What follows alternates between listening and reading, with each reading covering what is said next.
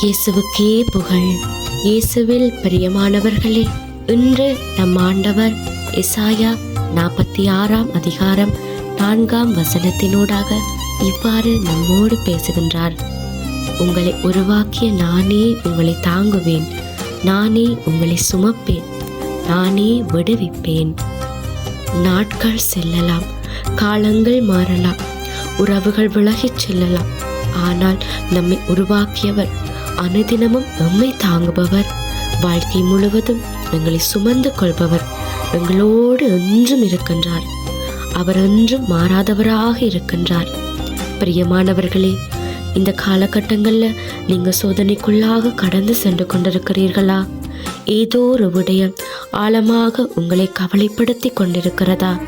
வாழ்க்கையில் அடுத்து என்ன செய்வது என்று தெரியாம குழம்பி போய் நிற்கிறீங்களா?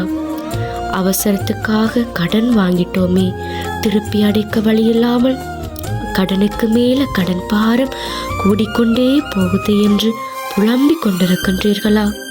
முன்பின் தெரியாத நாடுகளுக்கு சென்று எப்படி வாழ்வது, என்ன செய்வது, பிரச்சனைகளை எப்படி சந்திப்பதென்று தெரியாமல் அவதிப்பட்டு கொண்டிருக்கின்றீர்களா? குடும்ப பாரம் நித்தம் உங்களை அழுத்தி கொண்டிருக்கின்றதா? உங்களை பார்த்துதான் ஆண்டவர் இவ்வாறு கூறுகிறார், நானே உங்களை தாங்குவேன், சுமப்பேன், உங்களை விடுவிப்பேன் என்று. உங்களை உருவாக்கியவருக்கு தெரியாதா உங்களை வழி நடத்த? பிரியமானவர்களே, தனியாளாக நின்று போராடுறீங்க என்று மட்டும் நினைக்காதீங்க. ஆண்டவர் உங்களோடு இருக்கின்றார். அழைத்தவர் நிச்சயமாக உங்களை தாங்குவார். நம்பிக்கையோடு இடைவிடாமல் ஜெபம் பண்ணுங்க. உங்களுடைய பிரச்சனைகள் இருந்தெல்லாம் அவர் உங்களை விடுவிப்பார். ஆண்டவருடைய அன்பும் சமாதானமும் என்றும் உங்களோடு இருப்பதாக. ஆமேன்.